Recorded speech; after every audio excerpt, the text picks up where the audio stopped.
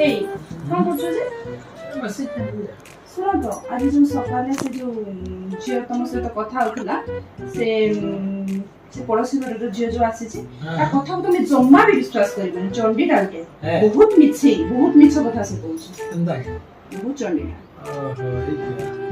ए सुना से आज सकाଳେ कथा होता कौन कहूला तुमको मते बोलथला कि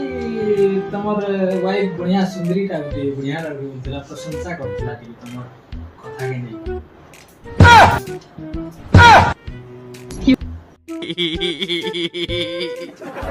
AI